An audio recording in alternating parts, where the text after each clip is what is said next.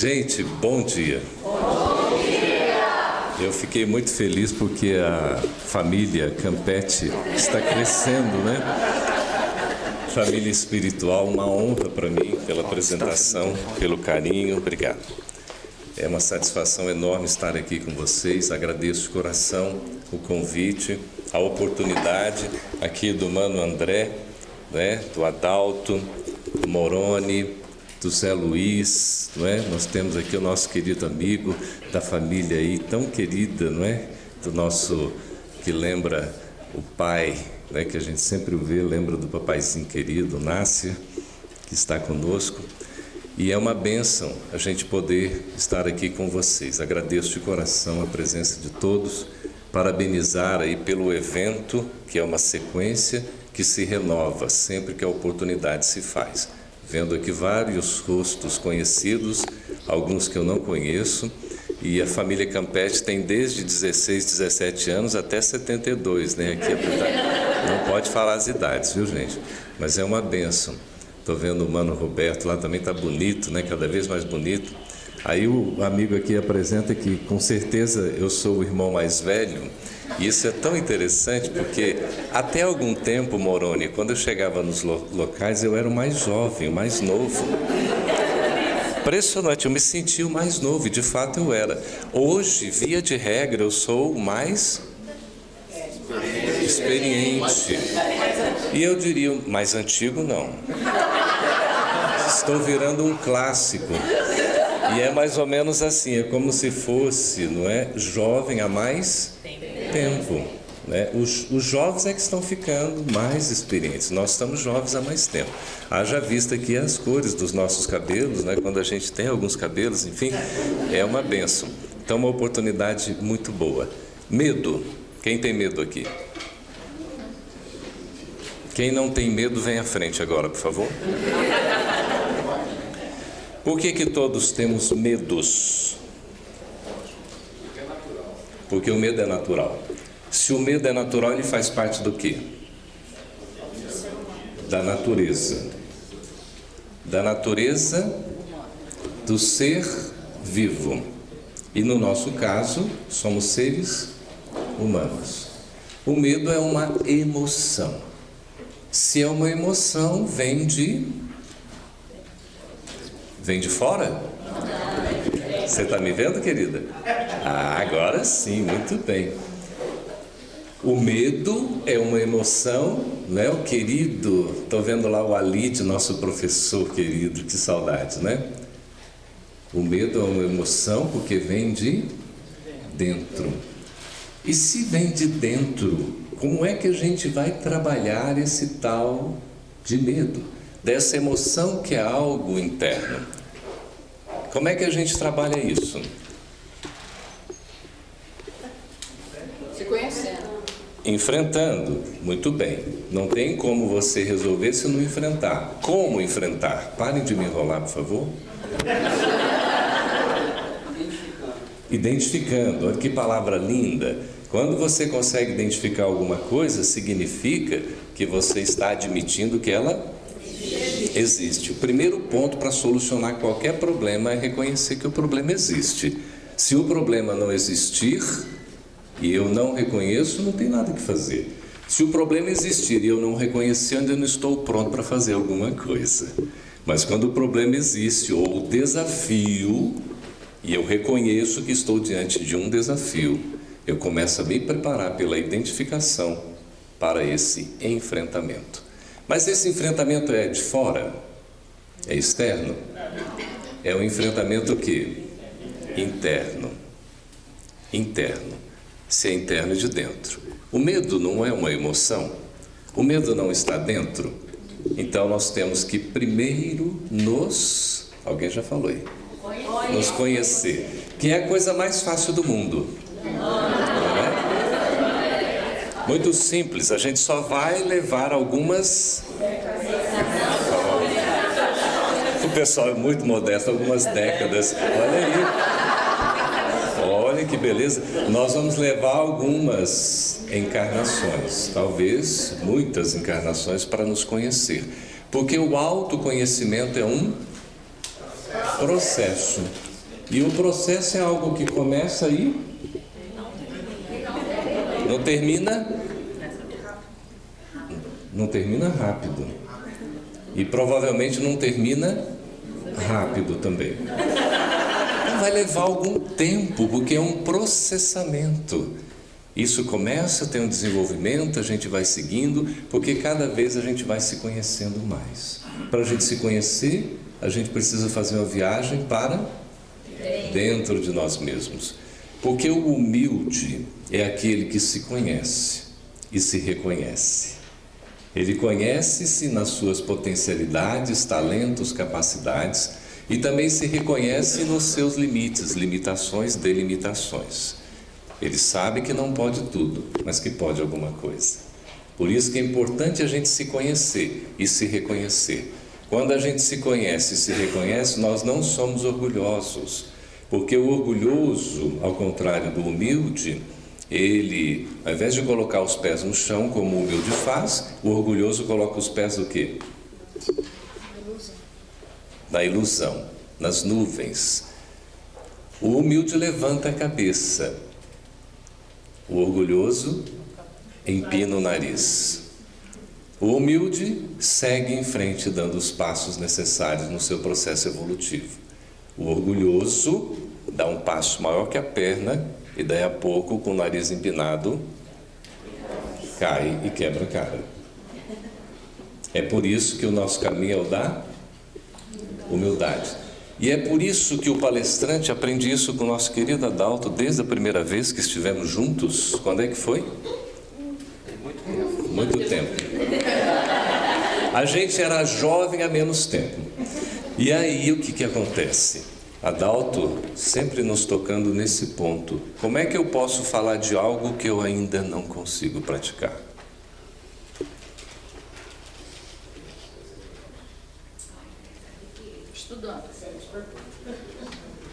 Estudando.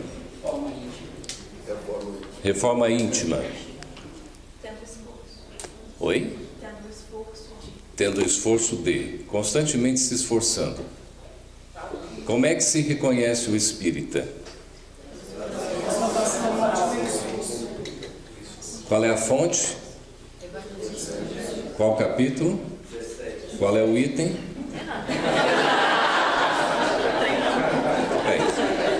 Não é?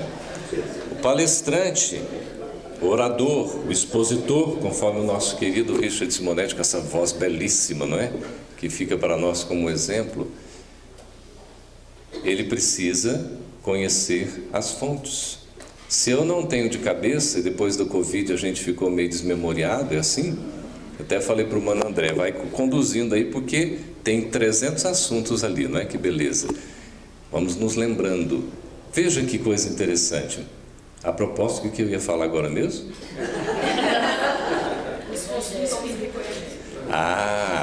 A fonte é importantíssima.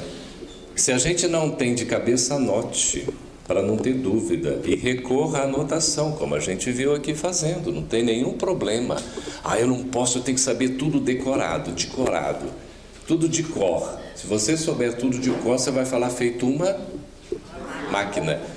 A primeira palestra que eu fiz, que era preparação aqui na Federação Espírita Brasileira, tinha que usar terno. E eu não tinha terno, então eu tinha que botar um paletó. Aí o Thyssen, à época, o presidente da FEB, disse: você nunca usou um terno, né? Eu falei: nunca usei, não, senhor. Mas aqui tem que usar, então sim, senhor. Vamos usar o terno. Depois deixou de usar terno, deixou de levantar para fazer pressa, as coisas são absolutamente desnecessárias, né? O importante é a postura íntima. O que acontece? Aí eu fui fazer a preparação de 15 minutos. Sabe o que eu fazia? Eu escrevia tudo e memorizava. E falava feito uma máquina. E acabava, eu queria acabar logo o texto. O importante era acabar, as vítimas que estavam ouvindo que aproveitassem aquele conteúdo que eu estava transmitindo, eu estava passando. Nós vamos usar uma outra palavra aqui, que eu ainda não ouvi, que é compartilhar. Compartilhar. Nós não ensinamos doutrina espírita. Nós compartilhamos. Não há professor em doutrina espírita. A gente diz assim, tudo bem, mas Kardec falou Professor é aquele que compartilha o que ele aprende. Não necessariamente nós estamos transmitindo, porque o outro não é propriamente algo inativo que recebe passivamente algo que a gente entrega. Ele é o ser ativo que processa aquela informação e dá vida a ela. Por isso, o escutador, o ouvinte, é o elemento principal da comunicação. E a comunicação é uma via de mão dupla, que vai e que volta. Por isso, comunicação é tornar comum, como um. E há necessidade da inteligibilidade, que palavra bonita, não é? De que seja compreensível a quem está escutando. E aquele que fala, primeiramente fala aos ouvidos que estão mais próximos da boca falante. Quais são esses ouvidos? Dos próprios quem? Dos falantes, oradores, quiçá palestrantes, não é isso? Então, os ouvidos mais próximos são exatamente a daquele que fala. Por quê? Em primeira mão, a mensagem dirigida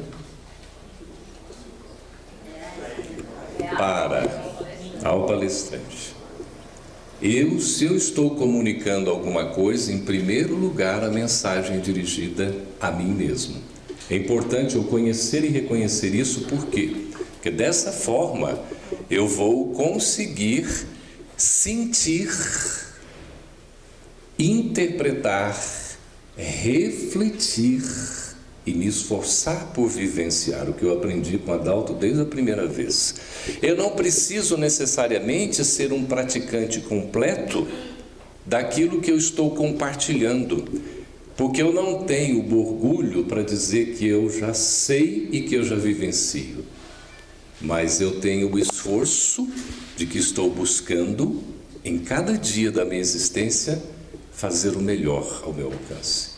Toda vez que espontaneamente vocês quiserem aplaudir, pode ficar à vontade, tá bom? Eu vou repetir porque acho que não entenderam, mano.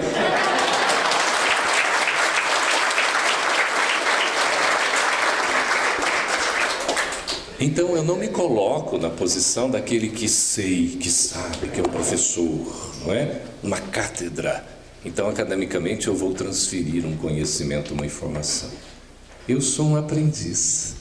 Quando eu me coloco na postura do aprendiz, eu não fico preocupado com essa questão de eu ainda não vivenciar toda a mensagem, mas eu me ocupo no dever de me esforçar todos os dias. É por isso que o conceito apresentado por Allan Kardec em O Evangelho segundo o Espiritismo, no capítulo 17, Sede Perfeitos, no seu item 4, quando fala dos bons espíritas, Kardec usa uma expressão inicial simplesmente admirável. Ele diz assim: reconhece-se.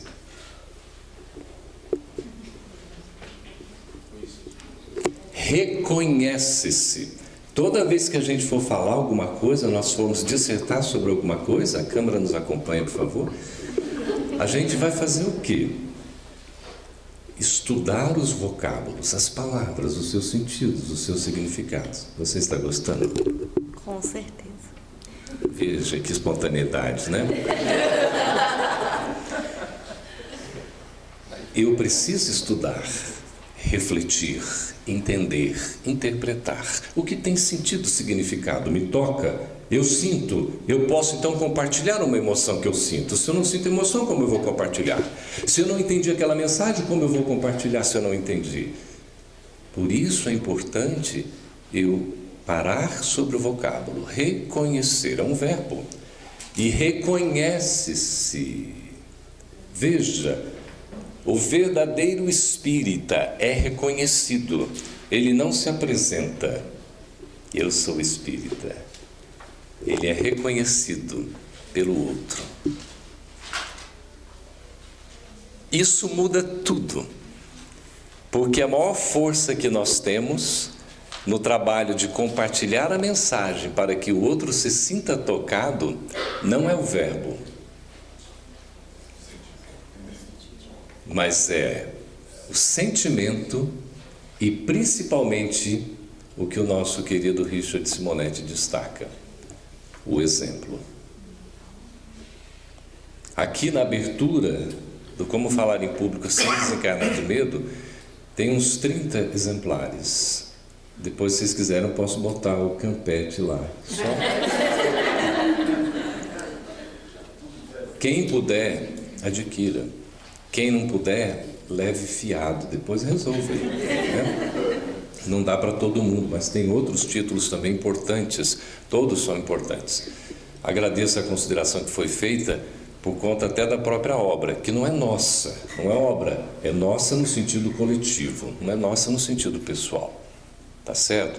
E ali nós pegamos uma espécie de... Como é que é aquela página de entrada quando a gente escreve uma frase? Como é que é o nome? Apresentação. Depois vem, dedicatória, apresentação, prefácio. Que maravilha, vocês estão bem assim, não é? Cientes, conscientes, mas não respondendo o que eu estou querendo. Eu vou dizer assim para facilitar, veja, sem responder. Começa com epi e acaba com grifa. Epígrafe. Isso, você coloca um epígrafe lá, uma chamadinha. Então, qual é a epígrafe mesmo que eu esqueci? Quem abre o livro aí, por favor, rapidinho. Logo você abrindo ali nas primeiras páginas, o que diz Emmanuel? Bom pregador e mau servidor são dois títulos que se não coadunam. Isso, vem aqui conosco. Você está tremendo não, né? Emmanuel diz no Pão Nosso, no capítulo 117, que o bom pregador e mau servidor são dois títulos que se não coadunam. O que significa? Fica aqui, não vai embora não. O que está dizendo Emmanuel no livro Pão Nosso, no capítulo 117? Sempre importante citar a fonte.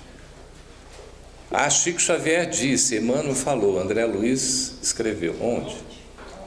Onde está? Cita o nome do livro, de preferência o título do capítulo ou o número e a editora. Não esqueçam da editora também. Esse aqui é da FEB Editora, não é isso? Então, o que Emmanuel está nos dizendo? Emmanuel, que significa Deus conosco, que é o guia que foi médium, o maior médium do Brasil e dos últimos tempos, não é isso? Que psicografou mais de quantas obras? Mais de 400. Importante, a gente vai citar, faz uma passagem geral sobre o autor, não é isso? Sobre o espírito. Você está gostando desse abraço? Eu estou adorando aqui, que eu estou aqui, ó, gostoso. Então, vamos lá, bom pregador. Quer dizer, aquele que fala bem, que prega bem, não é isso?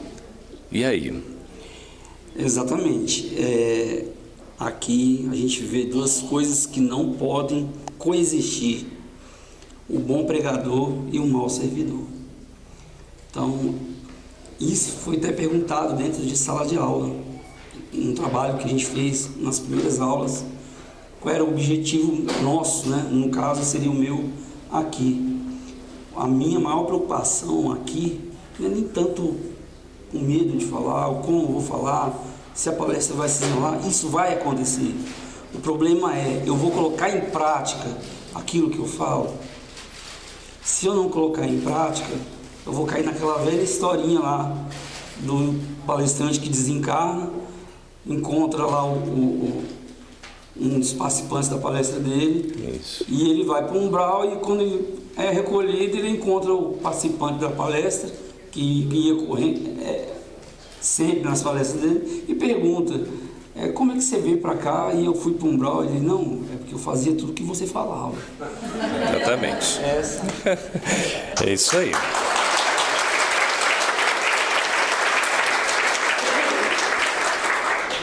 Não é que necessariamente a gente já tem que sair praticando tudo, porque nós não somos perfeitos, somos perfectíveis, mas estamos nessa caminhada. Quando a gente estuda, tem embasamento, você se prepara, a gente vai adquirindo uma condição de chamar atenção, de despertar. Aquilo me interessa, aquilo me desperta a consciência, e eu me sinto tocado por aquilo. Eu tenho que sentir aquela mensagem.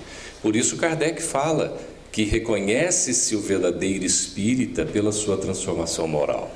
A transformação moral é a finalidade do Espiritismo, é nos transformar moralmente, é a nossa renovação íntima, assim que se dá, não é? E ainda se reconhece o verdadeiro espírita pelos esforços que emprega em domar as suas más inclinações. Quem é que tem má inclinação aqui, permaneça como está. Todos nós temos, sem exceção, não é assim? Porque a gente pensa o que não deve pensar, faz ainda o que não deve fazer, fala o que não deve falar. Ou não acontece isso com vocês? Não é? Acontece quase que todos os dias, se não diariamente, não é, Alídio? Aí a gente tem que fazer o quê? Tem que se esforçar. O esforço é o quê?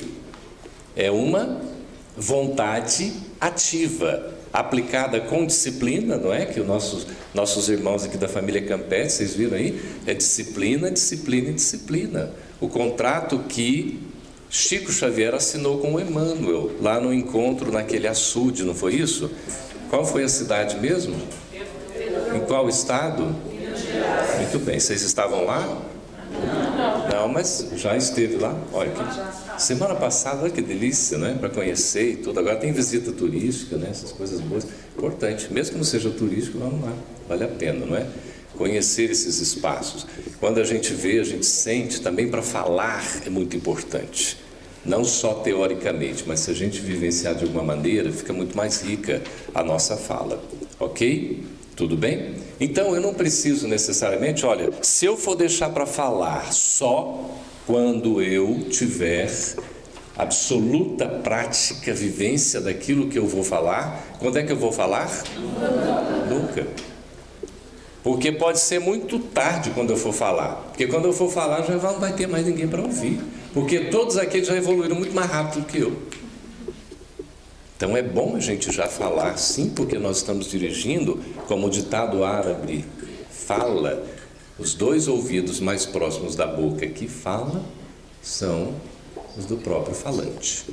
A mensagem, em primeiro lugar, se dirige a nós. Quando a gente tem esse alerta, fica mais fácil. E quando eu me cobro no sentido de ter tudo vivenciado, eu reconheço que eu estou no esforço de fazer o meu melhor. E como é que eu consigo fazer o meu melhor? Praticando, me esforçando, buscando superar algumas inibições. A gente falou do medo aqui, não é? O medo é algo natural. E a gente emprega até no livro, no plural, porque a gente tem mais medos do que um apenas. Não é só um medo, são vários. A gente tem medo de muitas coisas. Mas é tão interessante.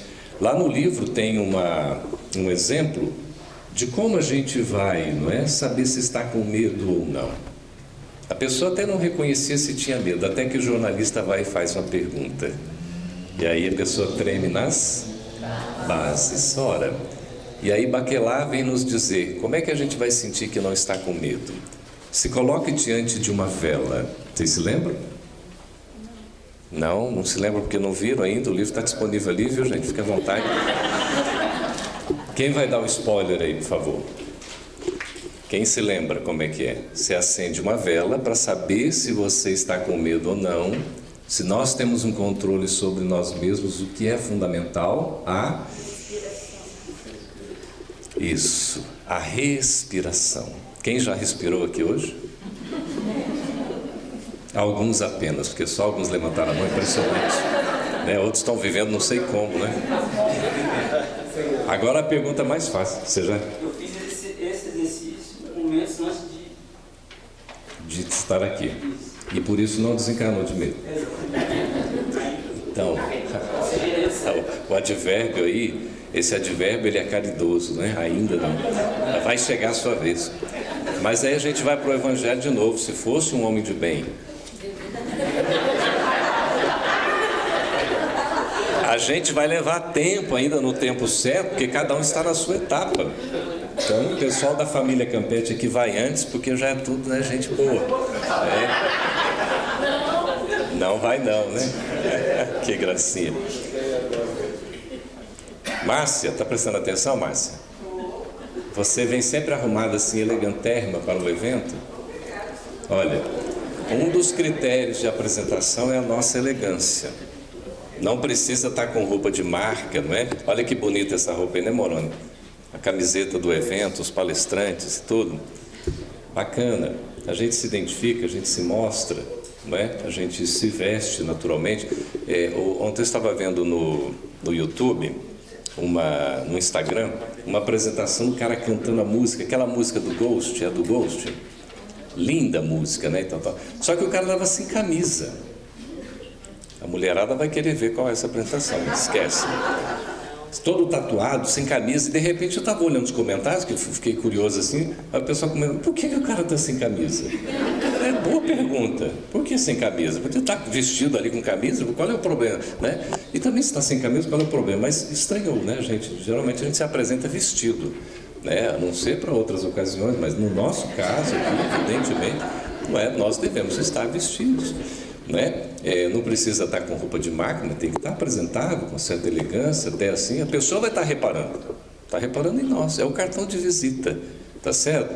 Então você vai fazer a barba, faz bem feito, como o Moroni fez ali hoje, faz todo dia, né? Caprichou, né, para o evento, essas coisas assim, as mulheres perfumadas, mas os homens também perfumados, né? A gente fica assim, não gosto de perfume, não tem problema, não usa perfume, né? Mas está asseadinho, né? Tá assim, vai dar um abraço na pessoa, isso faz parte. Porque o palestrante ele é visto e ele é observado o tempo todo. O tempo todo vocês estão me observando aqui, comparando com o meu amigo outro campete, que é rosinha como eu. Cadê? Já sumiu? Cadê você, meu amigo? Ah, tá lá no fundão. Fundão ali é o melhor local para ficar, né? Que você vê todo mundo, ninguém te vê. Mas beleza. E aí a gente fica assim pensando, gente, o medo é algo que a gente supera? É ou não é? Olha, bom, vamos fazer o seguinte, pensem antes de responder. Sempre antes de responder a gente pensa. Então pensa para falar, não fala para pensar, porque depois a gente pode se arrepender. Por isso o palestrante nunca pode ficar nervoso. Se ele for ficar nervoso, fica nervoso sozinho, né? Vai diante da câmera, desabafa tudo, depois apaga tudo, não grava nada, né? Fica lá assim. Porque ser natural e espontâneo, como foi colocado aqui, é a essência de trabalhar esta emoção, que é o medo. Eu sei quem eu sou, mas não significa que eu vou ser escrachado, mal educado. Eu sou assim mesmo, me aguentem, me suportem. Aliás, eu cheguei numa certa idade, mano André, eu já estou chegando nessa idade, se eu já não cheguei. Eu falo que eu penso, doa quem doer. Vocês já ouviram esse ditado? Claro, você vai falar o que você pensa e doa quem doer se você for mal educado. Ninguém tem o direito de falar o que pensa ofendendo o outro. Todo mundo pode falar o que pensa, o que sente, o que quer com respeito. Tá certo? O palestrante está sendo observado. Ele ali é um momento em que as pessoas olham. É um protótipo, é um exemplo, não deixa de ser. Por isso que a gente tem que se apresentar de maneira verdadeira, honesta, sendo quem nós somos. Não queira criar uma imagem de quem você não é.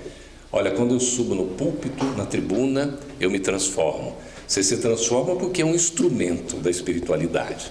Mas não que você vai colocar uma máscara, deixando de ser quem você é, querendo mostrar uma persona que de fato é uma ficção, é uma ilusão. Isso cai por terra. Você tem que ser autêntico, tem que ser verdadeiro. O medo, voltando à pergunta, pensem antes de responder. O medo é superado? A gente consegue superar o medo? Por favor, responda ou não responda. Consegue ou não consegue? Não. Consegue, senão a gente não estaria aqui, gente. Ué, que é isso? Alguns medos eu supero. Como os medos são no plural, alguns eu supero. E aqueles não vão me afetar mais. Essa emoção natural, e eu vou saber, então, trabalhar e superar. Eu não tenho aquela dificuldade mais. Aquele desafio está superado, embora eu sempre deva tomar cuidado, sempre estar prudente, atento, não pensando que eu já sou o expert. Agora sim, aí apresenta um currículo de 10 linhas do palestrante. Mas o que ele é no Espiritismo? Amigo e irmão, colaborador, instrumento. PhD, pós-doutor em engenharia quântica, vai falar para nós sobre os fluidos. Aí não cita sequer Allan Kardec no capítulo 14 de A Gênese. tem algum problema. Essas apresentações são absolutamente dispensáveis, a não ser num evento em que requisita isso academicamente. O público quer saber quem você é, quem eu sou, nem eu sei ao certo quem eu sou ainda. Mas eu estou vice-presidente da FEB, por exemplo. Preferível usar o verbo estar do que ser, porque tudo isso é temporário. E estar não significa nada, porque lembram de Frederico Figner, o irmão Jacó, que escreveu qual livro mesmo? Voltei. Ele também estava vice-presidente da FEB e achava que ia ser tudo fácil. Depois que desencarnasse, daí no ano, no máximo, vai escrever. Que isso? Vai chegar lá, já demonstrar tudo que o que ele acredita é certo. Tudo que nós acreditamos é aquilo mesmo. De fato, era certo, era aquilo mesmo. Só que o que aconteceu? Não foi tão fácil. Ele teve que se trabalhar, inclusive, durante um tempo, para poder se reconhecer. Passou até por problema de autoestima, quase de depressão na espiritualidade. Olha que coisa incrível, que esteve vice-presidente da FEB, não é isso? Ok? Isso é o que eu tenho ou o que eu já falei? É o que você tem. Louco, então tá bem. Que beleza. Isso é tecnologia ali, não é? E aí a gente enxerga a distância, não tem nenhum problema, porque o celular dele amplia assim. Gente, nós temos 30 minutos, tá bom? Então cuidem-se. O que acontece? Olha só, qual foi a pergunta que eu fiz? Se nós superamos o medo. Alguns medos nós superamos. Outros, nós precisamos aprender a conviver com eles. Esta convivência com o medo, que é uma emoção que vem de dentro, não pode nos afetar a ponto de nos impedir a manifestação natural.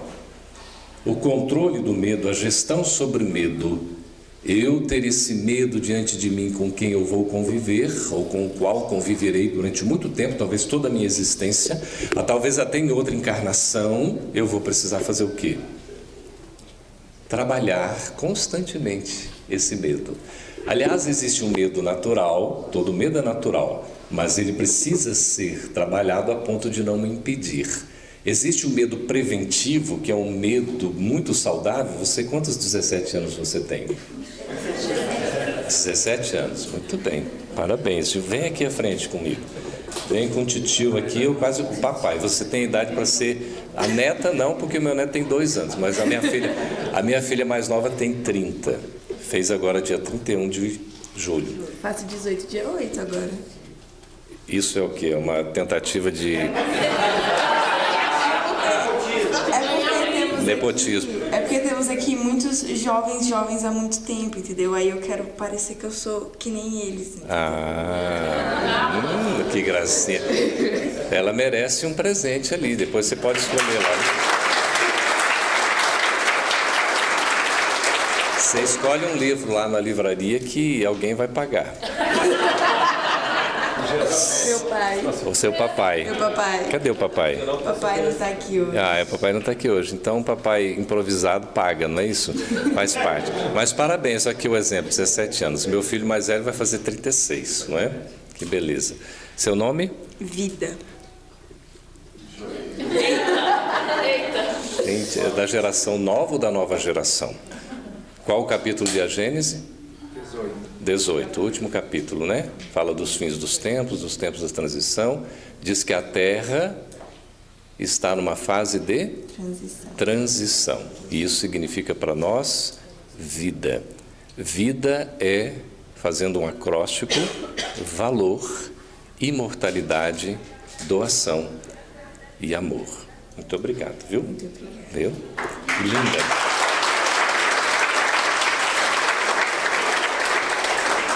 A juventude está presente agora. A criança é o futuro, o jovem é o presente. Por isso que nós, gestores das casas espíritas, precisamos trazer o jovem para trabalhar desde agora. E com várias atividades na casa espírita, inclusive treinando-os, preparando-os para a liderança. Essa liderança que já é, né, que o pessoal fala assim, tão bonito, né? Tem um termo aí, como é que é? Protagonismo, não é isso? Juvenil. Então, o jovem, ele já pode e deve ser preparado desde agora e assumir. Vai acompanhando, não é, Zé? Lá no André Luiz, você, né, você vê, O senhor Vilela, com 100 anos, passou para você que tem 64, aí, olha só, tá vendo? Que coisa maravilhosa, não é? O jovem, esse jovem um pouco a mais tempo, o Zé já está com um time lá mais novo também que vai trazendo, porque a gente tem que ir preparando o pessoal que vem. E nas palestras é a mesma coisa, na casa espírita.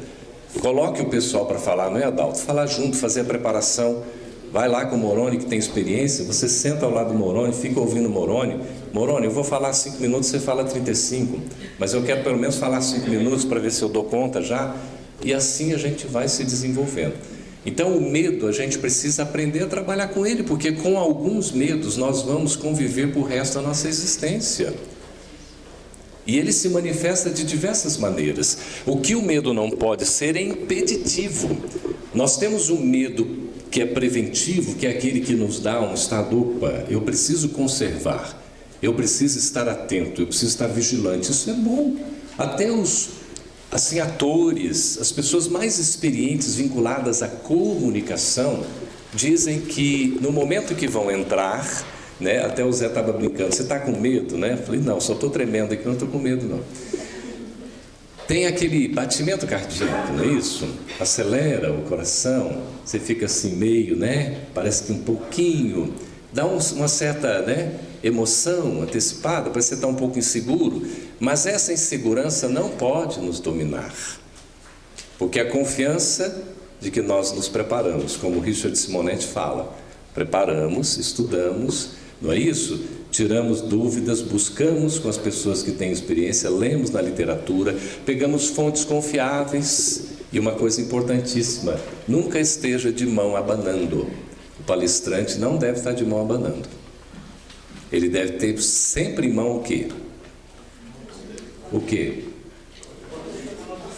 Uma anotação, uma fonte, um livro ou uma revista, de preferência um livro. E você fala sobre aquele tema, como é o capítulo 117 do Pão Nosso, não é isso? Você mostra o livro, está disponível, gente, para quem tiver interesse na livraria. Aí a gente fica assim, mas você está fazendo uma propaganda, Campete? Não, estou fazendo a divulgação.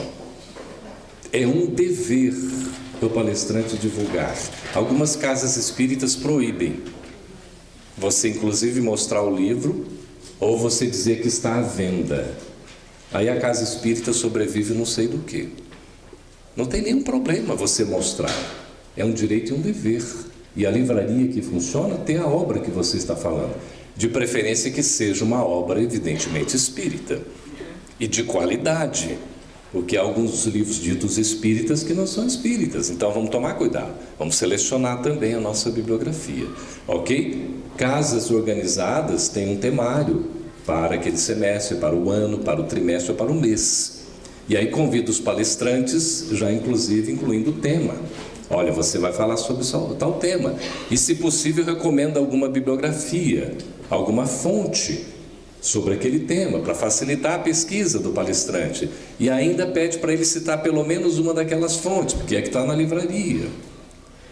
Vocês estão entendendo o contexto da amarração? Né? Não é de encosto, não. Mas é de amarrar, de estar próximo, de estar juntos, para a gente poder fazer um trabalho efetivo de divulgação. Ok? Bom, como o nosso tempo voa, eu vou abrir aqui para o Mano se tem algum questionamento e também depois, se vocês quiserem fazer perguntas. Como lidar com a solidão do palestrante? Olha, essa solidão ela é perfeitamente natural também. A gente toca nesse ponto e foi lembrado pelo querido Samuel Magalhães. Ele disse que o palestrante ele tem um momento solo, que é o momento da preparação.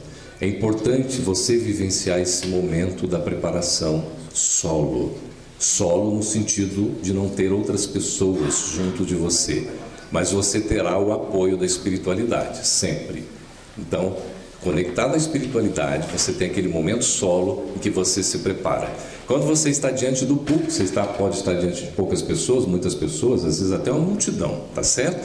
Depois que acaba a palestra também, que as despedidas, aqueles cumprimentos tal, você está solo também. É um momento que normalmente a gente usa também para refletir, para avaliar como é que foi, Será que houve a comunicação efetiva? Entendendo que a comunicação é tornar comum, como um. E Bezerra de Menezes, numa mensagem que se chama Divulgação Espírita, transmitida ou psicografada por Chico Xavier em 1969, ele diz que entendamos, sem comunicação não há caminhos. Ou seja, os caminhos são abertos pela comunicação. Por isso o palestrante é um comunicador. Mas mesmo no momento solo, ele está em comunicação com a espiritualidade. E depois que tudo acontece, o agradecimento e a comunicação consigo mesmo, essa intracomunicação, autocomunicação é fundamental para a gente se conhecer e se reconhecer, entendendo que o autoconhecimento é um processo, portanto, contínuo. A segunda pergunta de caráter comportamental é: o que fazer quando alguém solicita a palavra e faz uma pergunta que foge à temática da palestra? Olha, quando isso acontecer, aí você vai ter uma palestra interativa ou um momento de perguntas, porque se a casa tem uma certa organização, ela pode permitir que se faça durante o evento, durante a sua fala, o que é um risco de certa maneira, porque o indivíduo pode tomar e fazer uma pergunta, não tem nada a ver, ou fazer uma palestra no seu lugar. Então tem que tomar cuidado, porque alguns perguntam não para perguntar, mas para se mostrar. Então a gente tem que tomar esse cuidado. É aquele intelectual que já sabe, inclusive, a resposta e está te testando. Então a gente tem que tomar cuidado. Mas se tem um momento de perguntas e tal, e acontece, que é muito interessante, se a pergunta não tem a ver com o assunto, você responde rapidamente, contextualizando, e diz que numa abordagem mais específica sobre essa temática, poderá ser tratada noutra oportunidade, ou que a pessoa venha conversar depois em particular, uma vez que o tema não está o assunto trazido não está tão vinculado ao tema que está sendo tratado. Sempre com educação. Nunca diga assim: isso aqui não faz parte do nosso tema, sinto muito, não vou responder. O palestrante nunca pode ser mal educado. Ele tem que ser autêntico, verdadeiro, mas sempre esforçado para ser empático. A empatia é você estar junto do outro. Então, se o outro faz uma pergunta, vai traduzir geralmente a necessidade que ele tem. E aquela necessidade dele pode estar salvando a vida dele. Então responda de uma maneira genérica que seja, rápida, objetiva, e depois se coloca à disposição para uma conversa, ou dizer que o tema vai ser tratado oportunamente, veja se a casa tem essa temática e por aí vai, ok? A terceira pergunta, no meio de caráter comportamental, é: como durante a palestra espírita saber se os objetivos foram alcançados? Primeira coisa é ter objetivo. Eu só vou conseguir alcançar alguma coisa se aquilo estiver descrito, definido, identificado. Por isso que é importante, quando se fizer o convite a um palestrante, que a casa, além de colocar o temário, que tem lá o tema que vai ser tratado, colocar a fonte, uma bibliografia sugerida e, se possível, o objetivo. O que se está pretendendo alcançar? Com base no público que vai escutar, porque a casa espírita sabe muito melhor a necessidade daquele público que o palestrante. Às vezes o palestrante ainda não conhece. Então não deixa solto para o palestrante escolher o tema e nem ele estabelecer objetivos, porque ele pode fazer algo que não tem a ver com a necessidade da casa. Ah, Campete, mas a espiritualidade está atuando? Sempre está atuando, mas ela não precisa fazer mágica. É por isso que nós estamos aqui, para nos organizarmos. Com organização, com disciplina, estabelecendo prioridade, a gente consegue facilitar todo esse trabalho da espiritualidade, ok? Então tem os objetivos definidos. Como é que vai saber? Quando você prepara, porque a preparação tem que ser sobre o assunto, sobre o tema e sobre os objetivos que se pretende alcançar. Então eu fiz um roteiro. O que o Simonetti recomendou? Faça um roteiro. No início, o próprio Simonetti diz, quando a gente entrevista, como falar em público, gente, numa das partes é uma entrevista com vários palestrantes, inclusive com Richard Simonetti, com Sueli Caldas Schubert, com Sandra Borba, com Divaldo Franco, com Raul Teixeira. Alguém vai querer o livro? Então veja, nesse caso, o indivíduo... Qual que é a pergunta mesmo? Você tem os objetivos, você se preparou, você vai seguindo no seu roteiro. Eu tenho um roteiro ali, eu vou fazer um introito de contextualização. Olha lá a introdução. Primeira parte, 15% do tempo. O desenvolvimento, 75% do tempo. Estou com os objetivos ali, sendo lembrado sempre. O tema é sobre aquele assunto para alcançar aquele objetivo, os objetivos definidos. E a conclusão, arrematando nos 10% finais, que é mais objetiva, para você trazer realmente. Aí resgata o objetivo e traz a mensagem, relembrando para que fique a chamada. É muito importante a transformação moral. Nós estamos vivendo momentos cruciais. Agora é a melhor hora. Hoje é o melhor dia. Todos estão disponíveis? Todos estamos dispostos? Então, vamos fazer a nossa melhor parte. Muito obrigado pela atenção.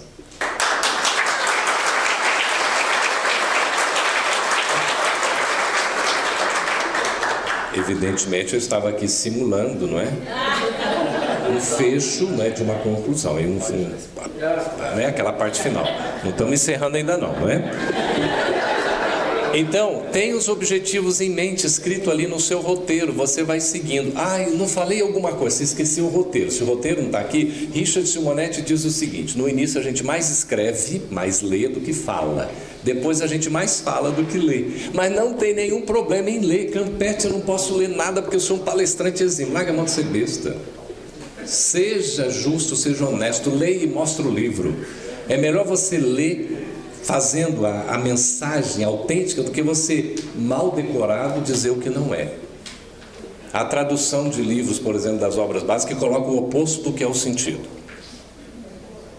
É o contrário do que Kardec disse, a tradução está dizendo. Olha o perigo.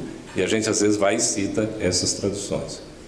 Então a gente precisa saber o que nós estamos. Selo de garantia para a obra que a gente vai citar, não tenhamos dúvida, FEB Editora. Não estamos aqui fazendo propaganda, nós estamos fazendo um reconhecimento. É a instituição centenária que dá segurança nas obras. Posso até não gostar de um estilo de um autor, não gostar de uma obra do outro, mas pega aquelas com quem você se associe mais.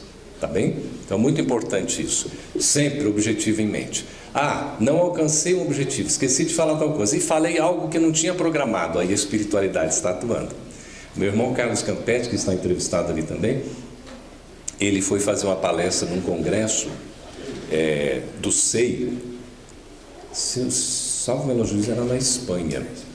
Na Espanha, né? E ele estava se preparando.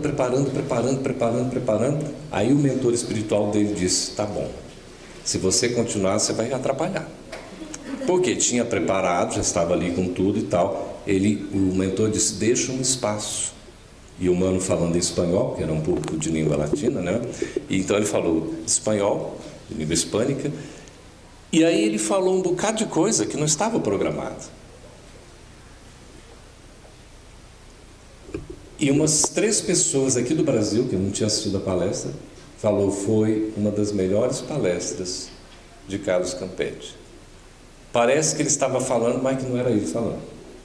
Não é que ele não pudesse fazer a melhor palestra dele mesmo, né? Mas é inspiração.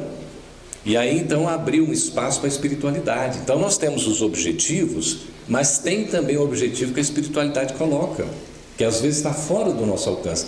Então, nossa, eu não programei falar aquilo, mas exatamente aquilo que eu falei, nossa, aí a pessoa vem e comenta: sabe aquele momento que você falou aquilo? Rapaz, caiu feito uma luva para mim. E a gente nem se lembra que tinha falado aquilo.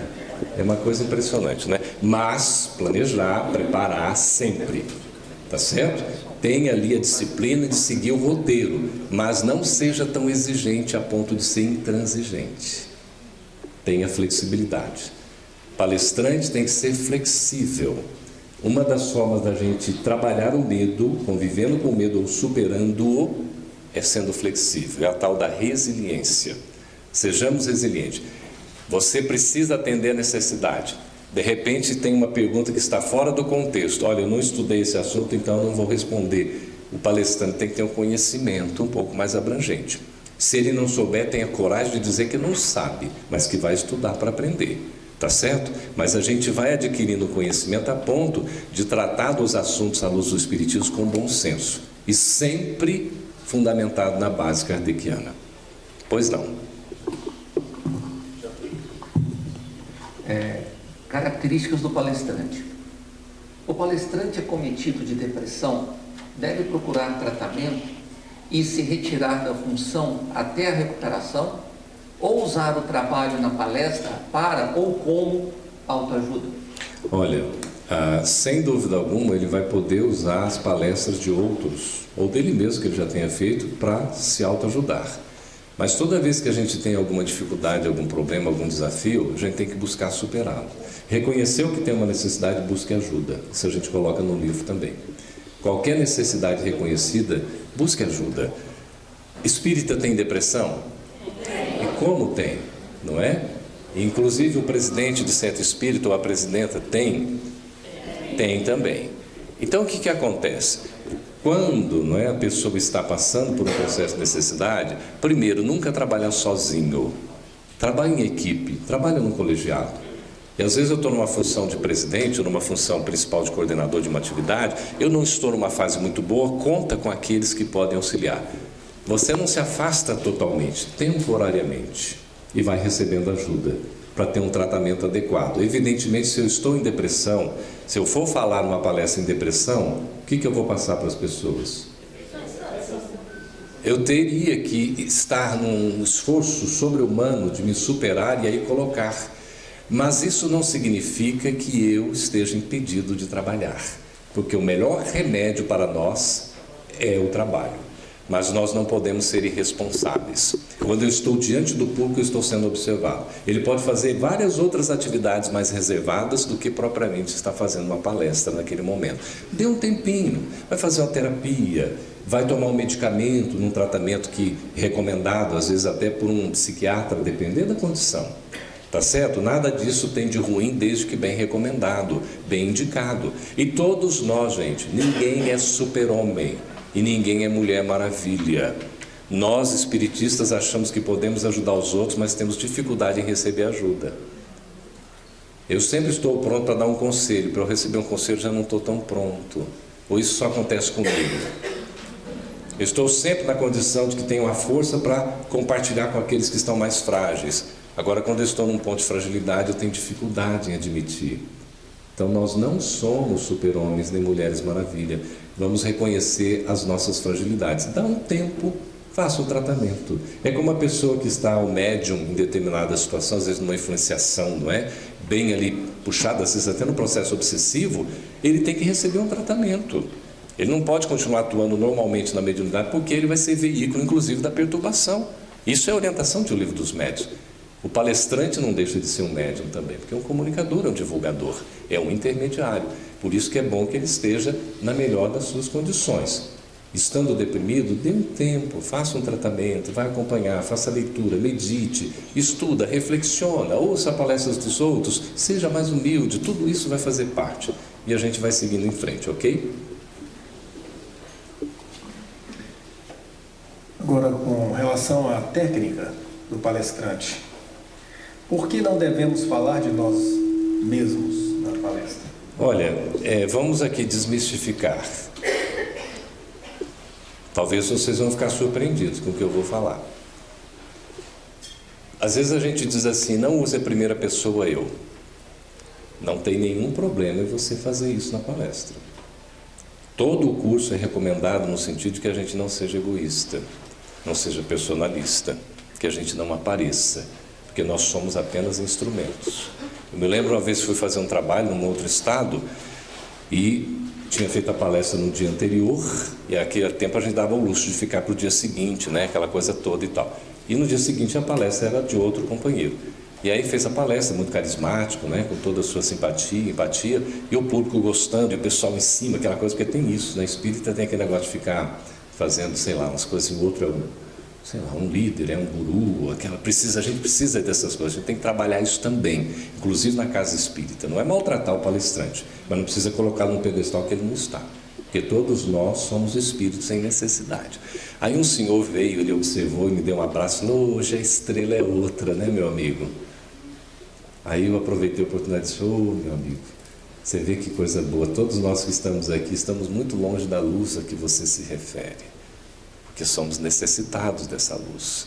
Então todos estamos aprendendo, todos estamos ali naquele ponto, né, de desenvolver, de fazer o nosso melhor, mas sempre com humildade. Procure. Se eu não sou humilde ainda como não sou, pelo menos eu estou me esforçando por ser, não é? E esse é um caminho que vai nos dando a segurança. Agora veja, né, André? Repita aí o que você falou sobre a técnica, né? Pode repetir a pergunta, por favor. Por que não devemos falar de nós nas palestras? Olha, quando você vai fazer um exemplo, de preferência que você dê um exemplo sobre Chico Xavier, não é? Sobre Divaldo Franco, é um pessoal que já está gabaritado para servir de exemplo, já tem a missão cumprida, não é? Veja lá, quando nós formos fazer uma referência a nós mesmos em alguma ocasião, que não é impeditivo, o que não é proibido, eu sempre devo fazer uma referência a mim quando fizer no sentido de algo que precisa ser aperfeiçoado. Sempre. Eu não posso me colocar como se eu fosse um exemplo. Olha, está vendo aquela caridade que eu fiz? Siga o meu exemplo, por favor. Eu estou sendo, no mínimo, orgulhoso, né? Estou me colocando com uma certa empáfia. Isso não é recomendável, porque no Espiritismo, no Evangelho de Jesus, a gente aprende sobre a humildade. É preciso exercitar a humildade e a caridade no amor ao próximo. Então, evite de fato falar de si, mas não deixe de contar um caso vivido por você, se contextualizado especificamente na temática em que você está tratando. Agora, a palestra não pode ser um compilado de casos, não é? Ah, porque eu não sei o que, eu vivi isso aqui, eu quero contar para vocês a minha história. O pessoal não tem muito tempo para ficar ouvindo a sua história. Então, conte uma história, uma ocorrência, um fato vinculado ao tema e diz da necessidade de você se aperfeiçoar. Eu, por exemplo, aqui, vocês acham que eu sou tímido? Não precisa responder. O pessoal falando aqui dessa família linda, toda essa família linda aqui, eu fui me sentindo ali e falei, gente do céu, olha quanta gente boa. Ele sabe mais do livro do que eu. Mais sobre o livro do que eu. Não é? E falei, o que eu vou contribuir? Então nós temos que ter essa questão assim. Eu estou trazendo um caso aqui que aconteceu agora para dar um exemplo de mim, mas de uma coisa que eu preciso aperfeiçoar. O Zé perguntou se eu estava com medo, né? Falando, não estou com medo não, só estou tremendo. Mas o que é isso? É o gostoso da gente se sentir como nós somos, ainda imperfeitos também, mas buscando sempre essa perfeição relativa que todos vamos atingir um dia, tá certo? Quando a gente tem essa segurança, gente, que uma das manifestações do medo, como uma da pessoa colocou aqui, é a insegurança. O medo se manifesta pela insegurança, não é isso? Eu me sinto inseguro. Como é que eu vou trabalhar isso? Me conhecendo, estudando, preparando, não é isso? Adquirindo experiência, enfrentando o desafio, não fugindo do compromisso, desenvolvendo talento. Tudo isso é maneira de eu estar trabalhando isso. Agora, para eu dizer de mim mesmo, uma ocorrência, um fato. Eu já citei questões da palestra, e aí usa eu, não precisa usar nós. Nós estávamos, nós quem? Mas era você, o Espírito da Verdade, não sei, né, de repente.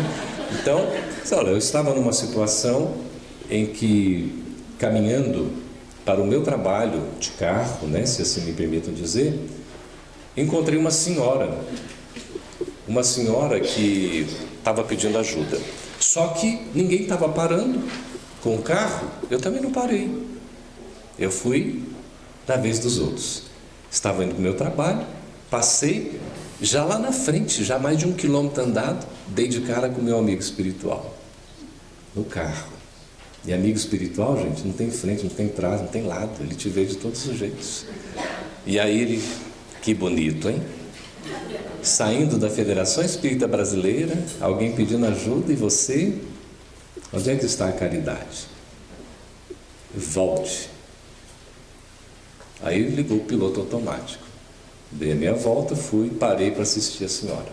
Abri a porta, ela estava com uma bengala na mão, uma bolsa e uma toalhinha. Quase que assim no meio da rua. E ela, graças a Deus, meu filho, você é o meu salvador. Você parou.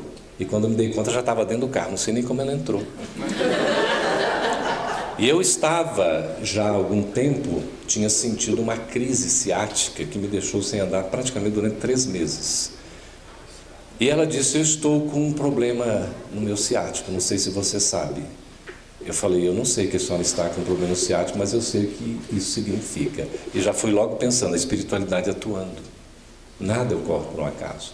Em suma, resumindo a história, a senhora me mostrou uma receita, todo aquele tratamento que eu tinha feito estava lá indicado para ela, então ela estava falando a verdade. Aí eu falei: a senhora vai para onde? Ela falou: eu vou para onde você for. Eu falei: como assim? Eu estou no meu trabalho, eu vou para lá também. Eu falei: não dá para a senhora, para o trabalho não dá. E era quase a hora do almoço ali, então fomos numa farmácia, entramos na farmácia assim, para ela tomar um medicamento, que era uma injeção né? E aí eu entrei com ela assim, ela olhou para mim, eu olhei para ela, olhou para mim, eu olhei para ela, e falou: meu filho, que intimidades são essas? Eu nem te conheço direito, você pode dar licença, porque eu vou tomar uma injeção. Eu falei: então tá bom, eu saí. Ela foi, tomou a injeção, depois a minha barriga roncou, falei: ela deve estar com fome também, né? Fomos ali, vocês conhecem que é a Zanorte, tudo, né? Por trás vários restaurantes ali naquelas áreas comerciais, almoçamos. E ela disse: eu faço todas essas coisas, meu filho, então, mas eu estou sem gás, eu estou sem pagar o aluguel. Eu falei: ai, meu Deus do céu, né? Eu nunca tenho dinheiro no bolso. Naquele dia anterior, eu tinha recebido uma grana que estava lá na minha carteira. Aí o amigo espiritual vai, ajuda, eu que puder, né? Estava no automático. E aí, então, já falei com ela: vai ter que fazer. Aí a recomendação, ligamos lá para o médico que iria tratar, tudo, vimos que tudo era verdadeiro, né? E aí ela falou assim: olha, você está sendo um anjo na minha vida. Eu falei para ela: agora eu vou contar toda a verdade para a senhora. Eu tenho que ser honesto com a senhora. Quem está fazendo tudo isso não sou eu, não. Está tudo no piloto automático aqui, que eu estou fazendo a recomendação do amigo espiritual que está aqui me acompanhando. Aí tudo bem, fomos, acabamos de almoçar, entrou no carro, eu fui deixar ela na rodoviária. E aí, antes ali de sair com o carro, eu fechei os olhos, abri a carteira, peguei o que tinha e dei para ela. Em espírita a gente tem a maior dificuldade, né, de botar a mão no bolso. Vai lá, tá, beleza. Aí foi, quando chegou assim na rodoviária, que fui deixado, eu falei: agora vai acontecer o mais importante de tudo isso. E aí tem muita parte dessa história que a gente conta nisso 1h30, tá? Mas aí que beleza, de repente ela, né, eu falei, abri assim o porta-malas do carro, peguei o Caminho, Verdade e Vida e dei o livro para ela assim. Ela falou: pois é. Eu falei: leia uma mensagem por dia, isso aqui é o mais importante que a senhora pode fazer. E aí então ela me deu um abraço. Um abraço como uma mãe abraça um filho. E disse assim: muito obrigado. Muito obrigado ao seu amigo espiritual.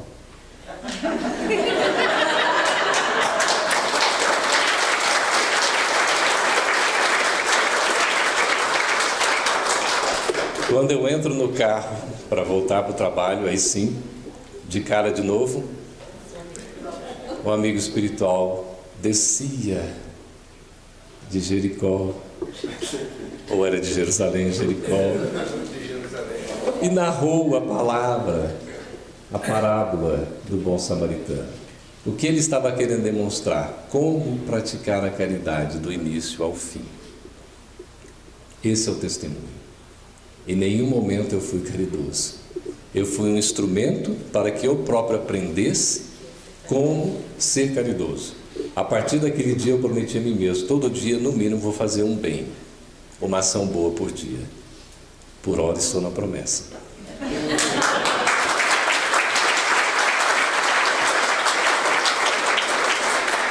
Queridos, então, aqui as nossas perguntas se encerraram. Eu queria agradecer do fundo do coração que nós estamos a 5 minutos aqui do nosso fechamento dessa etapa, dizer da alegria, do júbilo. Eu vejo que alguns estão emocionados, não é? É tão gostoso que a mensagem do Evangelho nos toca. Nos toca porque é a boa nova que inova, que nos transforma, que nos renova, para nos fazer melhor. O Espiritismo é eminentemente consolador, como está no capítulo 14, registrado por João, nos itens 15, versículos 15 a 17, se me amais, guardai os meus mandamentos. E eu vos enviarei outro Consolador, o Espírito da Verdade, para que fique eternamente convosco. Então o Espiritismo é eminentemente consolador. E segundo Manuel Quintão, vai nos dizer, em Parnaso de Além Túmulo, que o Consolador é a onipresença de Jesus na terra. Jesus está presente na terra em todos os lugares, e na mente e no coração de cada um de nós. Que sejamos instrumentos fiéis desta mensagem do Evangelho à luz do Espiritismo. Muito obrigado pela atenção e pelo carinho.